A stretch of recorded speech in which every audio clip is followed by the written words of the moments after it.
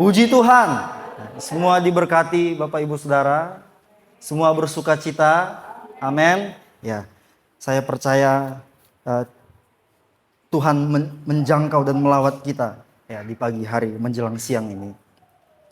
Bapak Ibu Saudara yang terkasih, saya sering memulai pemberitaan firman Tuhan dengan bertanya. Biasanya pertanyaan akan membantu kita mengerti dan mengikuti pemberitaan firman Tuhan.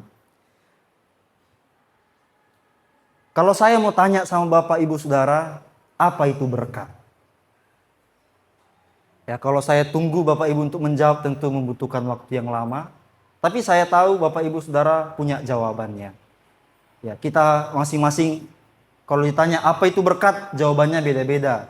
Yang satu bilang ini, yang satu bilang ini. Ya, beda-beda. Nah, saya membantu Bapak Ibu memiliki satu jawaban. Berkat itu adalah sesuatu yang berguna atau bernilai yang kita terima. Ada 3 bentuknya. Bisa berbentuk materi, bisa berbentuk jasmani, bisa berbentuk rohani. Apa tadi berkat Bapak Ibu?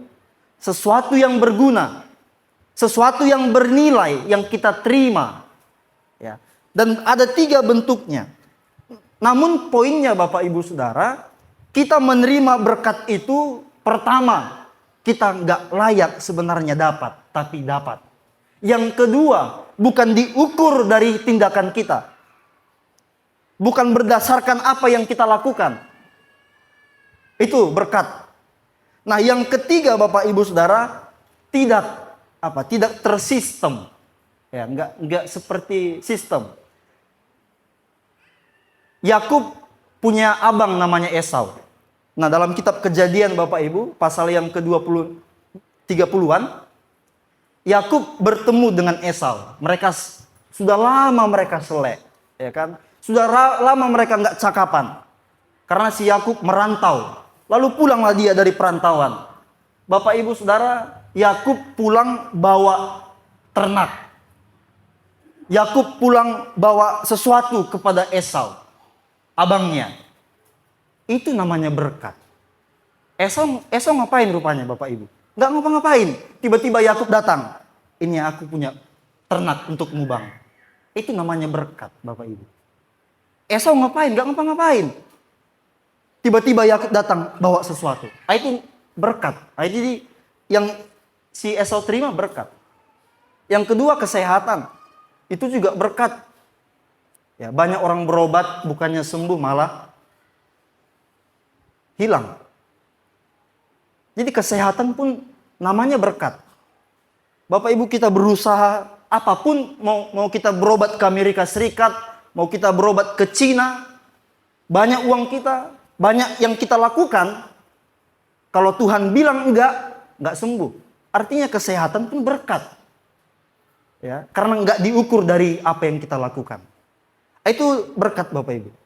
Sesuatu yang berguna yang kita terima. Bukan diukur dari yang kita lakukan. Hari Rabu kemarin hamba Tuhan katakan sumber berkat itu adalah Tuhan. Ya, dalam pemberitaan firman Tuhan di hari Rabu. Tuhan itu nggak sembarangan memberi berkat. Ya, jadi bapak-bapak, ibu-ibu, saudara yang hadir hari ini, Tuhan nggak sembarangan kasih berkat. Dan kita tahu hal itu. Ada banyak cara Tuhan memberkati kita. Ada banyak cara Tuhan. Alkitab telah menjelaskan hal itu. Nah, Bapak Ibu, biasanya kita ada 4 hal yang saya tahu, Bapak Ibu juga mengerti. Pertama, berkat Tuhan ada dalam ibadah. Kita tahu itu. Makanya saya percaya Bapak Ibu datang hari ini karena tahu orang yang beribadah pasti diberkati. Amin Bapak Ibu Saudara. Yang kedua, berkat Tuhan ada dalam pelayanan. Makanya Tuhan Yesus ingin semua orang yang percaya melayani. Itu perintah Tuhan. Yang ketiga, berkat Tuhan ada dalam pekerjaan. Makanya kita juga harus bekerja. Karena kita tahu waktu kita bekerja ada berkat Tuhan di situ. Lalu sukacita. Ketika kita bersukacita, ada berkat Tuhan saat kita bersukacita. Apa kata Paulus ke jemaat Filipi? Bersukacitalah dalam segala sesuatu. Terus apa kata Salomo dalam kitab Amsal? Hati yang gembira adalah obat. Jadi sukacita mendatangkan berkat. Berkatnya apa? Kesehatan. Makanya Bapak Ibu Saudara, kalau Bapak Ibu Saudara tanya saya tahu siapa di antara Bapak Ibu Saudara yang punya peluang punya umur panjang. Ada yang tahu siapa? Saya tahu yang punya peluang untuk umur panjang. Penerima tamu, Bapak Ibu Saudara. Datang orang. Datang orang. Pas musuhnya datang. Aduh, dia pula datang. Apa? Dipaksa senyum. Dipaksa bersuka cita. Itu saya tahu. Penerima tamu peluang besar untuk umur panjang lebih besar. Makanya Bapak Ibu Gembala setiap pulang ibadah berdiri depan biar dapat umur panjang. Jadi saya mulai minggu depan, saya baru tahu juga rahasia ini Bapak Ibu Saudara. Saya pengen jadi penerima tamu. Ini surat terbuka untuk koordinator ibadah. Untuk memasukkan saya sebagai salah satu penerima tamu. Karena sukacita mendatangkan berkat. Kalau WL dia bisa sedih. Waktu lagu sedih, WL dia harus sedih wajahnya. Tapi kalau penerima tamu nggak bisa. Dia harus senyum. Senyum. Nggak bisa nggak senyum. Ya. Kalaupun nggak nampak gigi, paling nggak senyum. Gitu kira-kira. Harus. Ya kan? Namanya juga penerima tamu. Dan biasanya penerima tamu akan senyum Bapak Ibu. Ya. Nah, Bapak Ibu Saudara, saya punya kenal seorang ibu gembala di Jakarta. Setiap minggu, Bapak Ibu perlu tahu, tidak semua gereja itu gembala sidangnya ketika pulang berdiri di depan. Ya nggak semua. Nah, jadi ketika saya di Jakarta, gereja itu nggak begitu. Jadi cuman ibu gembala itu yang pas pulang dia berdiri di depan. Saya pikir kenapa tante ini terus berdiri? Padahal om gembala nggak ada di situ. Tante itu aja terus. Walaupun dia pakai kursi roda dia duduk di depan. Saya tahu rahasianya. Dia mau umur panjang. Dan betul Bapak Ibu umurnya sekarang 86. Nah, itu kan suatu anugerah Tuhan dan masih dapat sehat. Jadi perlu kita ketahui walaupun dari sini dapat berkat Tuhan, bukan hanya ini aja Bapak Ibu Saudara.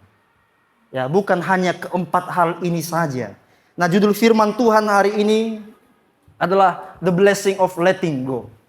The blessing of letting go artinya berkat dari melepaskan. Berkat dari melepaskan.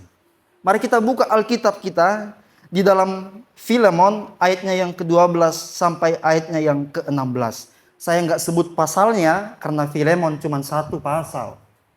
Filemon ayatnya yang ke-12 sampai ayatnya yang ke-16. Saya sudah buat di depan Bapak Ibu Saudara, tapi kalau ingin membaca Alkitabnya bisa lihat Alkitabnya. Kita berganti-gantian. Saya ayat yang ke-12, Bapak Ibu ayat yang ke-13. Nanti pemuda ayat yang ke-14. 15 dan 16 kita baca sama-sama. Ya, saya terlebih dahulu Bapak Ibu Saudara mau bekerja sama. Amin. Surat Filemon ini Bapak Ibu Saudara pendek. Pendeknya surat Filemon membuktikan kualitas iman dari seseorang yang bernama Filemon. Jadi Filemon itu nama orang Bapak Ibu. Paulus nulis surat ke Filemon. Ada 3 surat yang Paulus tulis ke seseorang. Timotius, Titus, dan Filemon.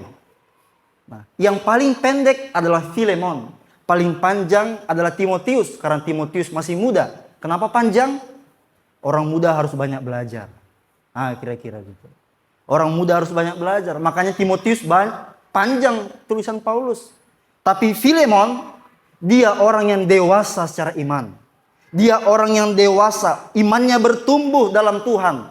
Bukan main-main. Dia orang yang diberkati oleh Tuhan. Dan dia tahu banyak tentang Tuhan. Dan tidak hanya tahu. Dia juga orang yang giat melakukan apa yang Tuhan katakan. Nah, Filemon Bapak Ibu Saudara, dia tinggal di kota Kolose. Jadi kalau Bapak Ibu baca surat Kolose, Itu sama dengan Filemon. Sama-sama dibawa, ya, sama-sama ditulis oleh Rasul Paulus. Filemon seorang yang ramah, Bapak Ibu Saudara. Dia seorang yang mengasihi orang-orang di sekitarnya. Dia orang yang mengasihi Paulus. Lalu dia orang yang bersedia menggunakan harta kekayaannya untuk dipakai dalam pekerjaan Tuhan. Kalau kita baca ayatnya yang kedua, rumah dari Filemon tempat ibadah. Jadi rumah Filemon itu tempat ibadah. Berarti jemaat Kolose ibadah di mana Bapak Ibu? Rumah Filemon. Besar rumahnya. Dia orang yang diberkati Tuhan. Filemon Bapak Ibu Saudara, dia tahu apa yang kita ketahui tadi. Pertama, Filemon tahu kalau orang akan diberkati ketika dia melayani. Tahu dia. Yang kedua, Filemon juga tahu ketika orang bersuka cita, berkat Tuhan pasti ada saat kita bersuka cita. Filemon tahu.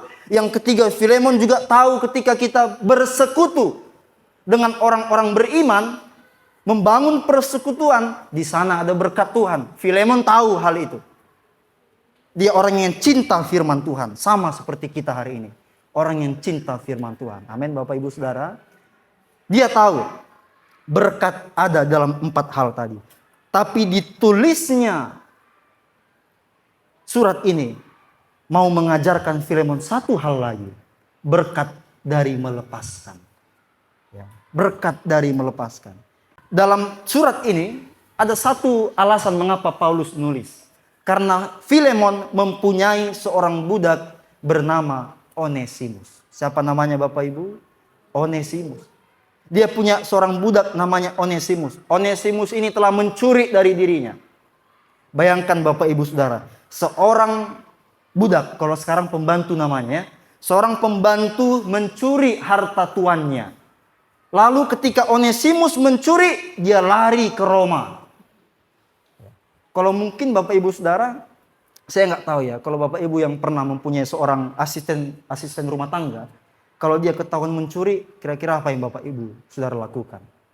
Tapi dulu lebih keras dari sekarang, Bapak Ibu Saudara. Kalau sekarang kan pembantu gemuk-gemuk, putih-putih, dulu enggak. Rata-rata yang jadi hamba itu orang hitam. Ya saya nggak tahu apakah Onesimus ini warna apa kulitnya. Tapi dia seorang hamba, dia seorang budak. Dia lari ke Roma. Waktu dia di Roma, dia entah bagaimana dia cari Om Paulus. Nah, Om Paulus ini lagi dalam penjara rumahan. Nah, arti penjara rumahan, Bapak Ibu Saudara, Paulus nggak bisa keluar, orang bisa datang. Nah, itu arti penjara rumahan. Jadi semua orang bisa datang jumpai Paulus, termasuklah si Onesimus. Setelah bercerita-cerita, Om Paulus tanya, kamu dari mana? Kamu siapa? Kamu budak siapa? Karena kalau hamba itu ada tandanya Bapak Ibu. Sekarang kan kalau pembantu kan gak ada tandanya. Tapi kalau dulu, semua harus sama pakaian budak. Kalau pink baju budak, dimanapun pink baju budak. Jadi orang yang pakai baju pink, itu budak.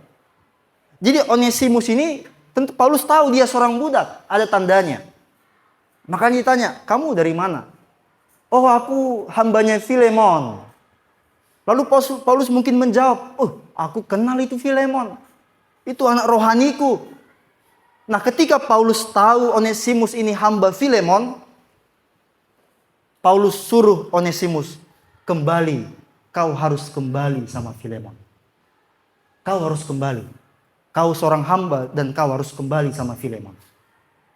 Dan Onesimus kembali kepada Filemon membawa surat yang namanya surat Filemon. Jadi yang bawa surat Filemon itu si Onesimus, Bapak Ibu Saudara. Ya. Nah, Bapak Ibu Saudara, satu tujuan Paulus. Paulus ingin Filemon menerima Onesimus kembali. Paulus ingin Filemon menerima Onesimus kembali. Bukan lagi seperti seorang hamba, tapi seperti apa Bapak Ibu Saudara? Saudara. Sebagai seorang saudara. Bukan lagi seorang budak. Terima dia Filemon. Tapi bukan lagi seorang hamba. Tapi sebagai seorang budak. Mudah ini Bapak Ibu Saudara? dia telah kehilangan. Onesimus yang curi, dia lari. Terus pas dia kembali, kira-kira Filemon ngapain? Menganju-anju, sehatnya kau hambaku. Itu sama anaknya. Kalau sama budaknya enggak mungkin kayak gitu. Pasti dia ingin memukul. Tapi Paulus ingatkan, terima dia sebagai seorang saudara. Terima dia. Nah, Bapak Ibu Saudara, menerima Onesimus kembali berarti harus siap melepaskan dua hal. Yang pertama, of a right, melepaskan hak. Siap melepaskan hak. Seorang budak, Bapak Ibu Saudara, kalau dia mencuri, hukumannya ada dua. Satu, sang tuan dia akan memanaskan besi panas dengan tulisan fug, V-U-G. Dipanaskan terus dibuat di dahinya, ditempelkan. Sehingga seumur hidup, fug itu artinya pencuri. Ini bapak dan ibu-ibu sekarang jangan buat seperti itu ke anak-anak kita ya. Tapi ke koruptor kayaknya bagus ya. Besi panas buat K. Tempelkan ke dahinya. Dulu itu hukumannya. Hamba yang mencuri ditempelkan besi panas ke dahinya. Itu haknya, berhak. Berhak dia. Yang kedua, seorang hamba yang ketahuan mencuri lalu lari, dibunuh. Jadi yang paling ringan itu ditempelkan besi panas dengan huruf fuk. Lalu yang kedua, dibunuh. Nah, mari kita baca ayat ini untuk mengerti arti melepaskan hak. Saya baca untuk Bapak Ibu Saudara boleh memperhatikannya. Tetapi ini ayat 9, tetapi mengingat kasihmu itu, aku lebih suka memintanya. Aku Paulus yang tua dan sekarang juga seorang tahanan karena Kristus Yesus.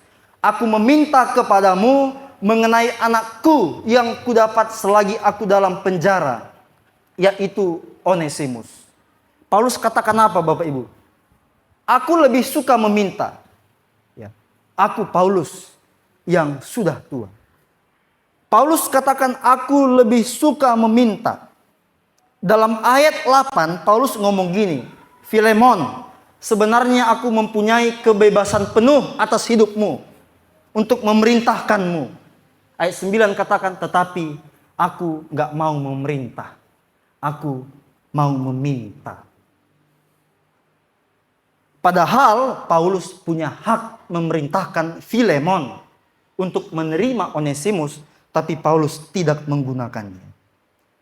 Tadi saya katakan Bapak Ibu Saudara, secara hukum Filemon berhak menghukum Onesimus. Paulus tahu, di Alkitab juga orang yang jadi hamba harus taat sama tuannya. Kalau nggak taat diapain? Dihukum. Paulus tahu kalau Filemon punya hak. Onesimus juga tahu kalau dia harus dihukum. Dia tahu itu. Saya harus dihukum. Onesimus tahu karena aku telah mencuri. Baik secara hukum Romawi maupun secara Alkitab, seorang hamba yang mencuri harus dihukum. Sang tuan punya hak. Nah, walaupun Filemon punya hak atau dibenarkan untuk menghukum, Paulus katakan, jangan kau gunakan hakmu. Jangan kau pakai hakmu. Sama seperti aku yang tidak memerintahkan kamu, tapi aku meminta. Emang Paulus itu siapa? Paulus itu Bapak Ibu pertama, dia orang tua rohani si Filemon. Filemon kenal Yesus gara-gara Om Paulus. Yang kedua, apa kata Paulus? Paulus orang yang lebih tua. Lebih senior dari Filemon. Kalau kita yang lebih senior, kira-kira berhak enggak memerintah yang junior Bapak Ibu? Berhak. Secara hukum berhak kita memerintah yang junior. Nah, Paulus katakan, aku sudah tua. Lalu yang ketiga, aku juga seorang tahanan. Selain tua, banyak yang sudah tua Bapak Ibu, tapi minim pengalaman. Tapi Paulus bilang, walaupun aku tua, pengalamanku juga banyak. Bapak Ibu setuju? Orang yang lebih tua belum tentu banyak pengalaman. Setuju ya? Makanya Paulus tekankan, walaupun aku tua, pengalamanku banyak. Kalau bahasa Medan apa? Aku luan lahir dan aku lebih banyak makan garam daripada kau. Tapi Paulus menggunakan bahasa yang rohani. Jadi kalau dia mau perintah Filemon, sangat bisa. Selain orang tua rohaninya, dia juga lebih tua. Selain lebih tua, Paulus punya banyak pengalaman. Dia mengiring Tuhan dengan sungguh-sungguh si Paulus ini. Buktinya dia lagi di penjara. Mengapa Paulus meminta agar Filemon menerima Onesimus? Onesimus anaknya Bapak Ibu. Anak rohaninya. Makanya Paulus bilang ke Filemon, Filemon, kau juga anakku. Tapi Onesimus juga anakku. Tolonglah terima dia sebagai saudara. Dan jangan gunakan hakmu. Walaupun kau punya hak. Bapak Ibu Saudara, kita perlu belajar hari ini. Walaupun kita punya hak untuk marah, gak selalu kita harus marah. Walaupun kita punya hak untuk berbicara, kita punya hak untuk meminta, kita punya hak untuk memerintah orang lain, kita punya hak untuk menolak sesuatu, kita tidak selalu harus melakukannya. Gak selalu kita harus melakukannya Bapak Ibu Saudara, walaupun Bapak Ibu Saudara punya hak. Itu mengiring Tuhan. Walaupun kita punya hak. Ya.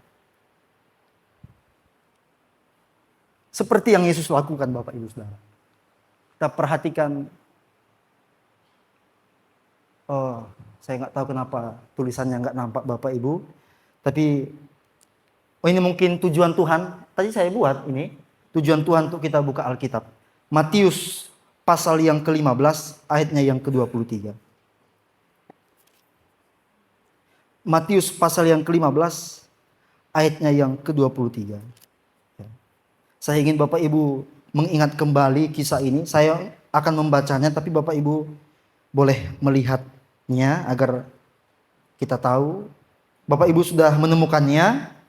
Amin Bapak Ibu Saudara. Ya, saya baca untuk Bapak Ibu Saudara. Tetapi Yesus sama sekali tidak menjawabnya. Lalu murid-muridnya datang dan memintanya kepadanya. Suruhlah ia pergi. Ia mengikuti kita dengan berteriak-teriak. Dalam pasal ini, perempuan Kanaan mendatangi Yesus. Meminta sesuatu sama Yesus. Ayatnya yang ke-23 tadi katakan apa Bapak Ibu Saudara? Yesus tidak menjawab. Sama sekali tidak menjawab. Yesus jahat Bapak Ibu? Yesus nggak peduli? Dia perempuan loh. Tapi Yesus sama sekali nggak menjawab. Yesus nggak punya hati Bapak Ibu Saudara? Oh enggak. Yesus punya hak. Pertama, dia bukan orang Yahudi. Yang kedua, dia perempuan. Pada waktu itu perempuan lebih rendah dari laki-laki. Yesus punya hak untuk nggak menjawab, untuk tidak merespon perempuan Kanaan itu. Yesus punya hak. Tapi coba Bapak Ibu Saudara lihat ayatnya yang ke-28. Saya akan membaca untuk Bapak Ibu Saudara. Maka Yesus menjawab dan berkata kepadanya, "Hai ibu, besar imanmu, maka jadilah kepadamu seperti yang kau kehendaki." Dan seketika itu juga anaknya sembuh. Yesus gunakan haknya Bapak Ibu. Yesus lepaskan haknya. Dia punya hak untuk menolak, nggak merespon. Dia punya hak. Tapi Yesus melepaskan haknya, lalu dia respon perempuan itu. Bapak Ibu Saudara, saya nggak tahu berapa banyak doa kita yang dijawab Tuhan sampai hari ini. Kalau Yesus nggak melepaskan haknya, saya sangat percaya tidak ada satupun dari antara kita yang direspon Tuhan doa kita. Kita ngasih apa ke Yesus? Yang menjadi hak Yesus berarti kewajiban kita kan? Kewajiban kita hak Yesus. Kewajiban Yesus hak kita kan gitu apanya. Nah kira Bapak Ibu sering nggak taat nggak melakukan kewajiban kita? Tapi lihat berapa banyak Tuhan merespon doa kita. Kalau dia nggak melepaskan haknya, nggak ada satupun yang direspon doa kita. Dan kita orang yang rentan dengan dosa. Yesaya katakan apa? Orang yang berdosa, doanya dihalangi untuk direspon Tuhan. Tapi Tuhan, dia lepaskan haknya, dia respon doa kita. Yesus melepaskan haknya. Karena apa Bapak Ibu Saudara? Belas kasihan.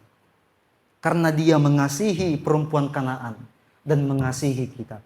Kalau mau hitung-hitungan, kita pun sadar, sama seperti Onesimus tadi. Kayaknya aku pun gak layaknya dijawab doaku. Tapi berapa banyak doa kita yang direspon Tuhan. Itu buktinya dia melepaskan haknya. Bapak Ibu Saudara, kalau kita berani jujur, kita sering sekali bertengkar hanya karena apa? Hak. Tapi gak pernah kita bertengkar karena kewajiban. Jadi gak bisa aku melakukan sesuatu hari ini untuk Tuhan. Sedih kali aku. Jarang orang kayak gitu. Jarang. Lebih banyak mana? Mananya gereja itu? Hakku kok gak ada. Mananya pengurus rayon itu? Udah ku kasih kewajibanku. Gak dapat aku hakku. Sengaja aku dilupakan. Kita marah karena hak kita mungkin dilalaikan oleh orang. Kita bertengkar sering karena itu Bapak Ibu Saudara. Paulus Bapak Ibu, walaupun dia senior, walaupun dia punya banyak pengalamannya secara rohani dan dunia, Paulus dia nggak mempedulikan haknya. Dan inilah yang mau Paulus bilang ke Filemon. Filemon, kau memang punya hak secara dunia dan rohani.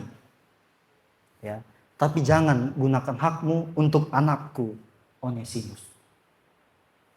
Karena dia pun nggak menggunakan haknya. Mungkin Bapak Ibu katakan, saya senior, kok nggak dihormati? Saya orang paling banyak membantu di sini, kok nggak ada penghargaan sama sekali? Saya orang yang punya banyak pengalaman, kok aku pas ngomong nggak didengar? Kayak mana ini?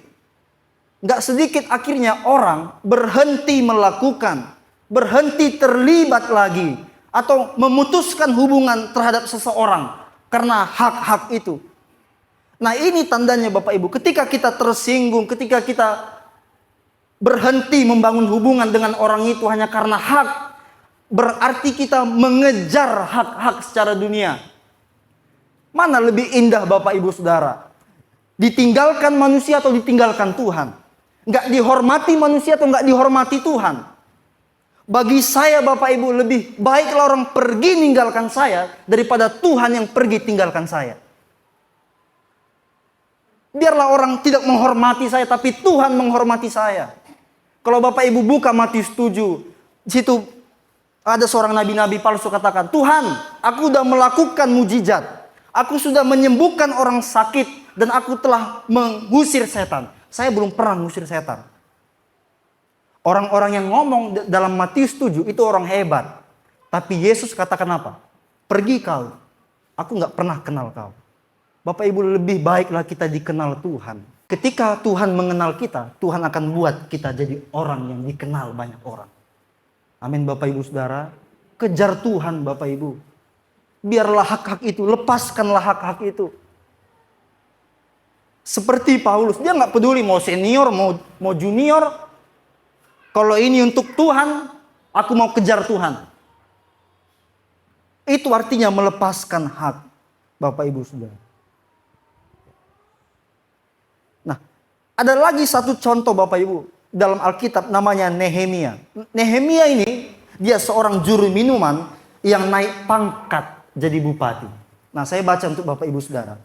Pula sejak aku diangkat sebagai bupati, ini Nehemia tadi, di tanah Yehuda, yakni dari tahun ke-20 sampai tahun ke-32, pemerintahan Artasasta, jadi 12 tahun lamanya, aku dan saudara-saudaraku tidak pernah mengambil pembagian yang menjadi, apa Bapak Ibu Saudara? Hak bupati. Ini dalam Matius 5, bukan, Nehemia 5 ayat 14. Aku jadi bupati tapi gak pernah ku ambil hak. Kata Nehemia. Kalau kita baca seterusnya, Nehemia bilang, karena aku takut akan Tuhan. Hak Nehemia dari mana? Dari orang-orang Israel yang waktu itu lagi miskin-miskinnya. Nehemia bilang, orang sebelum aku jadi bupati, rakyat itu dimintai uang. Memang hak bupati wajar diminta, Bapak Ibu Saudara. Wajar mereka bayar pajak sama pemerintah. Tapi Nehemia, walaupun dia tahu itu haknya, dia nggak mau ambil. Dia mau satu tujuannya, agar tembok Yerusalem selesai. Hanya itu tujuan Nehemia, supaya selesai pembangunan pekerjaan Tuhan. Dia nggak ambil haknya, dia lepaskan haknya. Nah, jadi Bapak Ibu Saudara, biarlah orang mengabaikan kita, tapi Tuhan tidak mengabaikan kita. Amin Bapak Ibu Saudara, biarlah orang nggak merespon kita. Mau 10.000 orang nggak merespon kita, Bapak Ibu, tidak sebanding dengan satu pribadi, yaitu Tuhan yang merespon kita. Jadi kita nggak perlu melukai seseorang, nggak perlu sakit hati, nggak perlu menuntut hanya karena mereka melalaikan hak kita. Biar aja. Ini berkatnya. Ketika orang melalaikan hak kita, Tuhan tidak. Ketika orang mengabaikan kita, Tuhan tidak. Ini berkat Bapak Ibu. Ini berkat kita. Nah, Paulus ingin Filemon belajar dan harus tahu dia perlu melepaskan hak untuk mendapatkan berkat dari Tuhan. Nah, yang kedua dan yang terakhir Bapak Ibu Saudara, kembali kita ke Filemon. Filemon ayatnya yang ke-15 sampai ayat yang ke-16. Kita baca kembali dua ayat ini, seluruhnya kita membaca Bapak Ibu Saudara. Ya, setelah hitungan yang kedua, yang ketiga, 2, 3, iya. Yang kedua, forgiveness, melepaskan pengampunan. Melepaskan pengampunan. Berkat Tuhan juga ada ketika kita melepaskan pengampunan. Selain melepaskan hak Bapak Ibu Saudara, Paulus juga mau Filemon melepaskan pengampunan. Ya. Menerima Onesimus kembali berarti harus mengampuninya. Berarti harus mengampuninya. Jangan kita mengampuni orang tapi nggak menerimanya. Maksudnya menerima itu Bapak Ibu, tindakan kita tetap, oke, kuampuni kau. Tapi jangan pernah ku nampak lagi mukamu ya. Ku nampak sekali lagi mukamu, itu bukan mengampuni, mengancam Bapak Ibu. Ya. Oke, kuampuni kau. Ya pas nampak, oh oke. Bukan, awas nampak. Itu artinya bukan mengampuni. Pengampunan itu Bapak Ibu Saudara. Dan yang kedua, pengampunan itu bukan melupakan. Mana bisa kita lupakan apa yang dilakukan orang lain. Susah lah. Ya kan Bapak Ibu Saudara. Ya. Pengampunan itu bukan melupakan. Pengampunan itu berarti tidak mempermasalahkan. Tidak memperkarakan apa yang dilakukan orang lain atas hidup kita di masa lalu. Nah, ada dua alasan Bapak Ibu Saudara mengapa Filemon harus mengampuni Onesimus. Ya, karena Paulus katakan Onesimus ini udah beda. Dia dulu memang mencuri darimu, dia nggak berguna samamu, tapi sekarang Onesimus ini udah berubah, dia jadi orang yang berguna. Inilah Paulus katakan di ayat yang ke-11 Bapak Ibu Saudara. Oh iya, nggak nampak lagi ya. Tadi Tuhan saksi saya buat Bapak Ibu. Ya, kita boleh baca ayat yang ke-11 ya. Ini kita baca sama-sama. Ini ayat firman Tuhan yang kita baca Bapak Ibu Saudara. Ya, yang terakhir. Siap baca firman Tuhan yang terakhir? Ya. Setelah itu yang ketiga kita baca 2. Saya nggak buat depan, Bapak Ibu bisa lihat Alkitab. 2, 3, iya. Dahulu memang dia tidak berguna bagimu, tetapi sekarang sangat berguna baik bagimu maupun bagiku. Paulus katakan, Filemon, dulu dia memang gak berguna, tetapi sekarang sudah berguna. Ini alasan yang pertama, mengapa Filemon harus mengampuni Onesimus. Karena dia sudah menjadi orang apa Bapak Ibu? Yang berguna. Kapan dia berguna? Ketika dia ketemu Paulus. Karena ketika Onesimus ketemu Paulus, Onesimus menjadi orang yang bertobat. Ini Bapak Ibu Saudara, orang di luar Tuhan itu nggak berguna. Menurut ketetapan Tuhan nggak berguna. Karena apa? Apapun yang dilakukan orang yang di luar Tuhan nggak ada dampaknya dalam hidupnya. Saya pernah katakan di mimbar ini, perbuatan baik kita itu berguna karena kita ikut Tuhan. Di luar Tuhan, perbuatan baik kita nggak pernah berguna, nggak membawa apa-apa dalam hidup kita, Bapak Ibu Saudara. Di luar Tuhan. Nah, jadi Onesimus menjadi orang yang berguna ketika dia menjadi percaya sama Yesus. Makanya Paulus bilang, jangan lagi anggap dia sebagai hamba. Jadikanlah dia sebagai seorang saudara. Terima nggak terima, Onesimus sudah jadi saudara. Posisinya berubah karena dia sudah di dalam Tuhan. Dia bukan lagi hamba, tapi sebagai seorang saudara. Onesimus bukan lagi hamba, karena dia sudah mengenal Tuhan. Bapak Ibu, saya mau tanya, kalau hari ini misalnya Tuhan berbicara sama kita, anakku, ada 2 orang ini yang mau kumasukkan ke dalam rumah tanggamu. Bapak Ibu boleh pilih ya. Yang pertama, pembantu, dan yang kedua, saudara. Bapak Ibu pilih mana untuk dimasukkan ke rumah? Pembantu atau saudara? Ya, ada yang milih pembantu? Aku pengen pembantu, biar ada yang kerja terus. Bapak Ibu memiliki pembantu itu, mereka mungkin melakukan tugasnya, tapi belum tentu mengerti kita. Tapi beda dengan ketika kita punya saudara. Paulus katakan kepada Filemon, Filemon, ini Onesimus adalah saudaramu. Dulu dia hamba, tetapi ini, sekarang dia saudaramu. Tambah 1 saudara dalam hidup Filemon. Ini berkat Bapak Ibu Saudara. Ketika kita mengampuni orang lain akan jadi saudara. Inilah yang dikatakan Abraham Lincoln. Dia katakan, cara utama menghancurkan musuh itu adalah menjadikan musuh teman. Ini pidatonya ketika Amerika Serikat berperang antara ada dua kelompok. Satu masih ingin perbudakan terjadi. Yang kedua, jangan lagi ada perbudakan. Jadi sesama orang Amerika berantem. Gara-gara 2 hal ini. Ada 2 kubu tahun 1800-an. Abraham Lincoln dia bilang, seperti kata-kata tadi, cara menghancurkan musuhmu adalah jadikan dia teman. Nah, Amerika jadi negara terkuat karena apa Bapak Ibu Saudara? Semua sudah jadi teman. Kalau enggak, Amerika bukan negara terkuat sampai saat hari ini. Bapak Ibu bisa buka sejarah ya untuk memastikan hal itu dari perkataan saya. Bapak Ibu, saya percaya ada banyak Onesimus dalam hidup kita. Yang telah menyakiti kita. Yang telah merugikan kita. Baik dari tindakan ataupun perkataannya. Mungkin menyakiti hidup kita. Tapi Bapak Ibu ingatlah.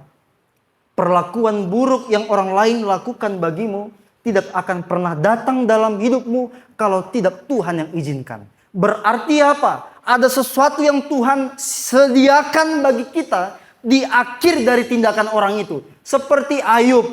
Dalam pasal 1, iblis minta sama Tuhan. Tuhan, aku mau menghancurkan hidup Ayub. Si iblis permisi Bapak Ibu Saudara. Dia minta izin. Baru Tuhan bilangkan, oke, tapi jangan ambil nyawanya ya. Baru iblis kerja. Baru iblis menghancurkan hidup Ayub. Karena apa? Tuhan kasih izin. Karena Tuhan kasih izin, makanya iblis bisa kerja. Iblis kan para ketua dari ketua orang-orang yang seperti Onesimus dalam hidup kita. Ketika orang melukai kita, itu kan iblis sedang kerja. Tapi orang itu kerja karena Tuhan kasih izin. Jadi Bapak Ibu Saudara ingat, kalau ada orang yang melukai kita, ingat itu Tuhan kasih izin. Berarti Tuhan akan siapkan berkat besar setelah apa yang dilakukannya. Sama seperti Daud. Daud juga setiap hari dia diincar oleh Saul. Tapi nggak pernah sekalipun Daud mau membunuh Saul. Ketika Daud dengar ada orang yang membunuh Saul, dia panggil orang itu, dia bunuh orang itu. Daud aja nggak berani bunuh Saul. Karena Daud tahu, kehadiran Saul dalam hidupku untuk membuat aku semakin kuat. Makanya ada pujian Bapak Ibu. Saul menghancurkan 1000 orang. Daud apa? Berlaksa-laksa. Berlaksa-laksa. Lebih hebat mana, Daud atau Saul? Daud. Tapi Daud nggak bisa jadi orang besar kalau tidak ada Saul. Dan selama ada Saul, Daud tidak pernah mau mencelakakan Saul. Karena Daud tahu Saul datang dari Tuhan. Jadi Bapak Ibu Saudara, ketika ada Onesimus dalam hidup kita, ya, jangan kita jadi lari dari jalur Tuhan. Jangan jadi kita mengabaikan kebenaran Tuhan. Ingatlah, orang itu ada karena Tuhan kasih izin. Karena Tuhan yang kasih izin, Tuhan mau buat aku jadi orang besar. Amin Bapak Ibu Saudara. Amin Bapak Ibu Saudara. Mau jadi orang yang diberkati Tuhan. Amin Bapak Ibu. Ya, kita harus ingat pesan Tuhan pada siang hari ini. Saya undang pemain musik untuk maju ke depan.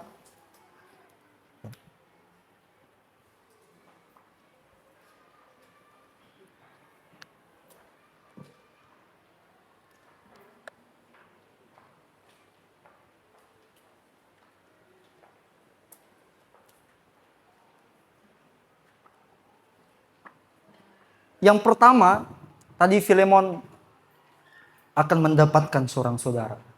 Makanya Paulus katakan, ampuni Onesimus. Yang kedua, Bapak Ibu Saudara, mengapa Paulus meminta Filemon mengampuni Onesimus? Karena Filemon adalah orang yang berhutang. Dia punya hutang sama Paulus. Apa hutang Filemon? Hidupnya. Dia kenal Yesus karena Om Paulus. Dia dapat keselamatan karena Om Paulus. Dia dengar berita firman Tuhan karena Om Paulus. Dia berhutang sama Om Paulus. Paulus katakan, Filemon, ingat, kau adalah orang berhutang. Hidup kita Bapak Ibu telah dibeli oleh Tuhan dengan dirinya sendiri. Ya. Jadi kita nggak punya hak lagi atas hidup kita. Makanya ada pujian, hidupku bukannya aku lagi. Karena hidup kita ini bukan lagi kita yang punya hak, tapi Tuhan. Oleh karena itu Bapak Ibu Saudara, biarlah Tuhan yang membela hidupmu. Ketika ada orang lain mencuri hakmu. Biarlah Tuhan yang membela hidupmu ketika orang lain tidak memberikan apa yang menjadi bagianmu. Biarkan Tuhan yang kerja, karena hidup kita adalah miliknya Tuhan.